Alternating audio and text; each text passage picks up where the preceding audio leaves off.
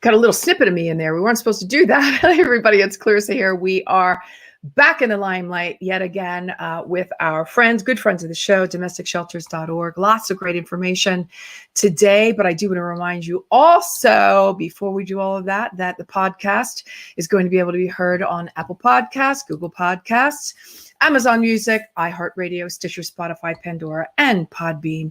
We do want to remind you also that the TV section can be seen in Binge, Roku, Apple TV, Amazon Fire, Google Play, Dailymotion, and 100 other smart TV apps.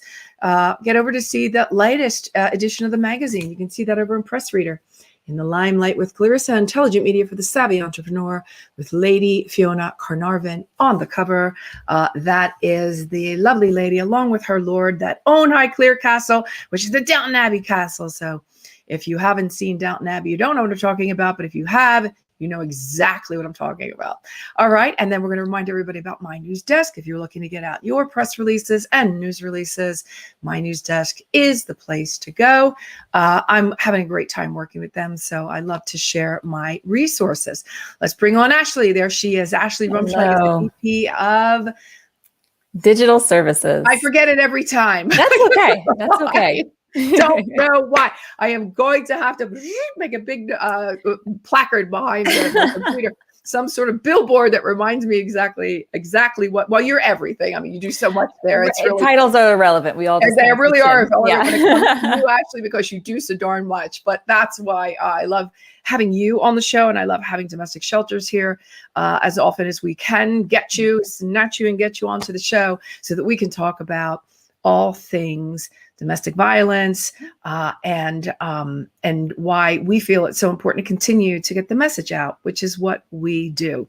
Today, we're going to be talking about trauma bonding, and it's something that I know you put out a guide on over there at domesticshelters.org. Let me get that up, by the way, so that we can just get the banners going. There we are, domesticshelters.org, so that everybody knows where to go to find the information as we're talking, and how to find help, not only for themselves, but for if you should know of someone that needs help.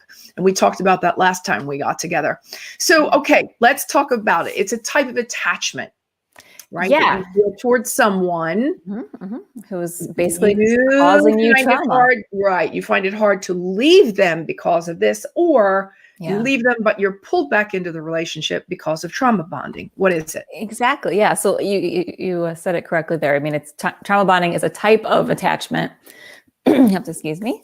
Yeah. The person can feel towards someone who, is causing them trauma or pain, or just some kind of, emotional distress, or physical injury, things of that nature. Yeah. They might feel compassion or sympathy or love towards the person that's causing them this harm. But they're very confused about why they feel that way. And so, the label that, the researchers and professionals have given it is trauma bonding. Many people don't even recognize that what they're experiencing is abuse, but they'll still make that connection that, the pain caused by their partner is an inherent part of experiencing love.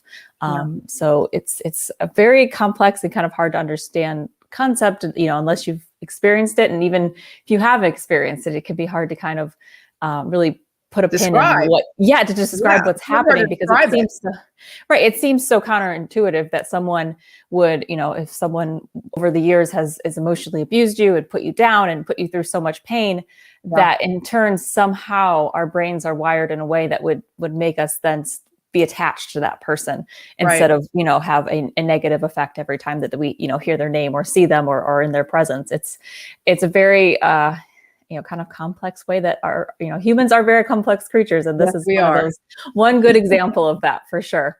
Yeah. I know there are a lot of, obviously this has a lot to do with trust issues. And if you don't, really know if you can trust them, right. I don't trust them, but I can't leave. Well, okay, then, then you do leave. Maybe you do get, it's to the point that you get up the courage, you get up the strength, you have a plan and you do leave, but you're pulled back.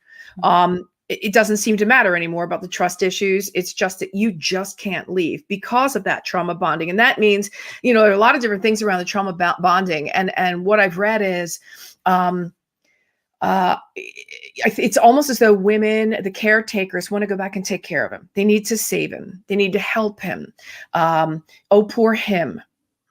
Yeah, and that kind of leads to this idea of, maybe what causes trauma bonding. The person who's experiencing it may have, experienced child abuse themselves, and then they see that in turn in their partner who's, abusing them. Obviously they experienced abuse, but they didn't choose to abuse anyone, but, their partner did. And so they feel bad for them because they understand the trauma that child abuse can cause.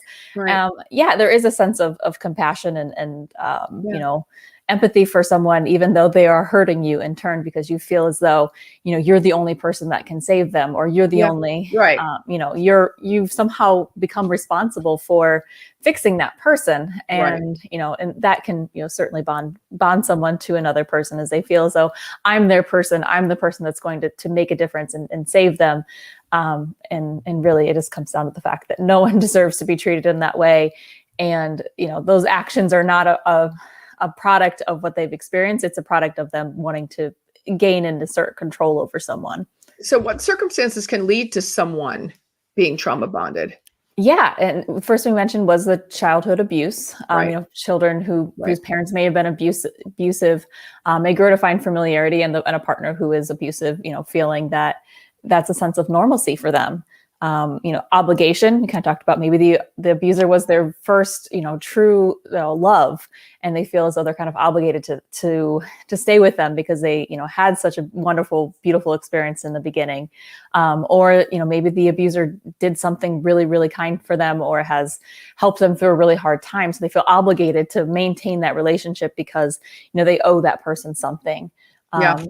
It's also a survival technique. We talk a lot about survival techniques and kind of strategies people use to kind of get through these tough times. They kind of surrender to the abuse, sense that they're back in control of their own lives again. The victim, looks at the violence as looks at the source of the violence, aligns with it, and in doing so, they feel like they're being protected rather than being hurt in some way. Right. And the victims think if I stand by the abuser, if I'm loyal, and if I'm loving and all of these things, then eventually those are going to come back to me. Eventually they're going to see that, I'm the person that you can trust. I'm the person that is there for you. And eventually those feelings are going to be returned. And kind of the last piece is, the dopamine rush. I mean, if you think about any time that you experience something that is positive, you get that little hit of dopamine, and you're it's good. And in most abusive relationships, it's not all bad. It's not constant bad. There's some really, really great times that the victim or survivor may cling to, and basically they're looking for that next hit of dopamine, and the abuser knows that. They know to kind of space out the pain and the suffering with a little bit of good, because then that leaves that person kind of keep fighting for that next hit of dopamine, the kind of next good thing that can happen. And so it's a combination of things that have kind of been identified as to why and how trauma bonding can really be formed. Absolutely. I wanted to also ask you, what are the ways that the survivors can overcome the trauma bonding? Yes. So 4 different things I can kind of point out. One is to start documenting. The best way to kind of see something clearly is to write it down, remove yourself from the situation and all the feelings that you have, and then going back and reading it later and seeing it in a different light. So journaling is a really powerful way to overcome and kind of recognize what's happening. The next one is just talking to a trained domestic violence advocate. Obviously at domesticshelters.org, we encourage people to go to our website, search by their location, and contact their local advocate. That's a really great way to start that conversation with someone who understands what trauma bonding is, may be able to point out to you things that you hadn't seen before, give you a new way of looking at things, and really help you see a way out. Other way is, once you recognize this trauma bonding, or once you, get the courage or the ability, financial means, whatever you need to remove yourself from a relationship, it's really, really important that you completely cut off contact. Yeah, that's the hard one. Yeah, it's really, really hard because, for all the reasons that, Yep. People are, Children. children, that sense of obligation, that Yeah. feeling that, you're basically feeding that person to the wolves and they're just going to, waste away without you. When, really they were probably, showing a sign of weakness that they really didn't have. And they maybe even have moved on to a new partner at this point. So it's really just important just to cut the ties, once you've recognized what is really happening in the true, nature of the relationship, there's a definite desire to and kind of draw to go back, but maintaining no contact is huge. I mean, apart from the children, which was just a huge, huge draw, his parents loved you. You loved his parents. He loved your parents. Your parents didn't think he was all that bad. Your friends loved him, all of that. And then what about the Stockholm syndrome, where you kind of go, well, when you sort of, when you're siding with your captors kind of thing.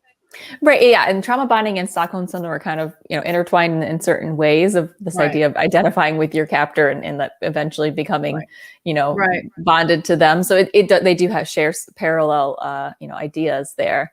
But yeah, that's a great point about the whole idea of, well, if everyone around you doesn't see why they were so bad, then they may encourage you to get back together. He's not like that around them. Yeah.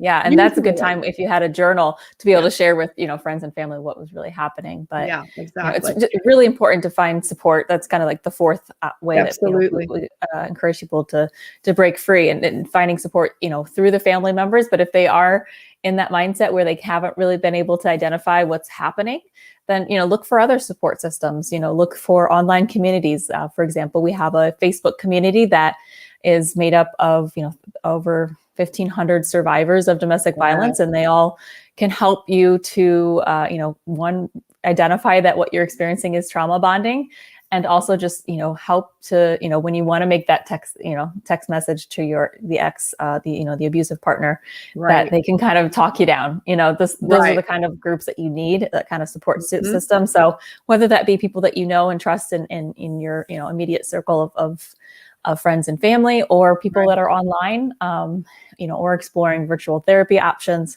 There's a lot of different things that you can do to kind of, stay strong and move forward and start to rebuild your life. Yeah. And then once done, once that's done, don't do it again, like draw your boundaries with your future partner. Make sure that you learn from that past mistake, right? Yeah. Yeah. Boundaries are huge. Yeah. To be able to say, to really going into a relationship, be very, very aware of what you want to get out of that relationship, what feels comfortable, what doesn't, and not being afraid to communicate that to the person, and not being afraid to walk away if they're not willing to kind of acknowledge and honor your wishes. Yeah, their behavior is never your responsibility, correct? Yeah, it's not up to you to fix anybody. I learned this the hard way too. Not because I've, I was never, physically abused, but certainly I think there were certain manipulators, in my life that I had to be careful of and should have seen some red flags beforehand.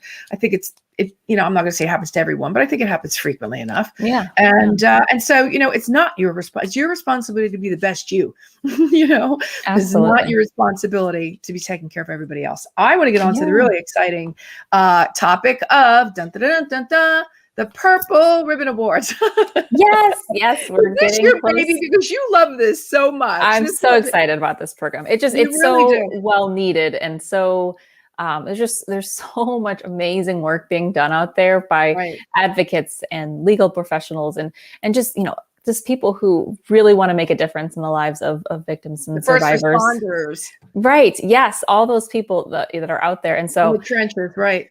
Yeah, that are really, really making an impact in their immediate communities, and that kind of is echoing around the country and around the globe. So we really want to recognize those who are doing the great work. And as of right now, we have 84 nominations that have come through. Yeah, and all over the spread out over 30 different categories. And so we have a little over a week left. The 31st is the last day. So March 31st is the last day to nominate anyone. So anyone listening here, if you know someone that's doing amazing work to help survivors, either on a national, global, local, any level, we want to hear about it, because we want to be able to tell those stories. Exactly. Yeah. For purpleawards.org. It's a very simple nomination process. You just enter, a short little snippet of what they're doing, add some attachments. There's a $49.99 fee to enter in. You pay that and you are on the list. And then we have an expert team of really impressive judges that are going to look through those nominations and review and help us score and hand out those Purple Ribbon Awards. There's an award. Yes. So once you enter, we will be giving away up to $30,000 in grants across the top winners, those that are making the biggest impact, those that are just really going above and beyond. So we are very excited to kind of really dive in and, find those.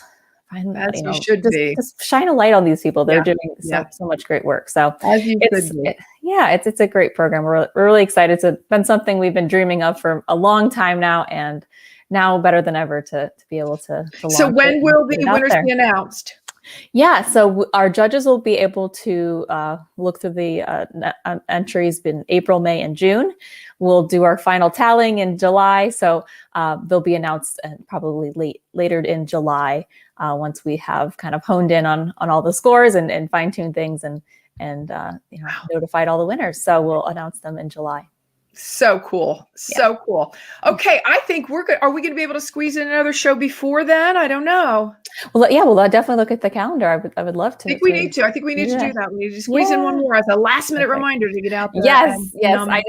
I know if everyone's like me, I'm a last minute too when it comes to these things, because you just want to think of one last thing to add. You want to make it perfect. So absolutely. That is fantastic. Well, good on you. And domesticshelters.org, as I do like to remind everybody, it is the place to go for all the information that you need for yourself or someone you know, a loved one, a friend, family, whoever it may be. Their newsletter is top notch, world class, all the kind.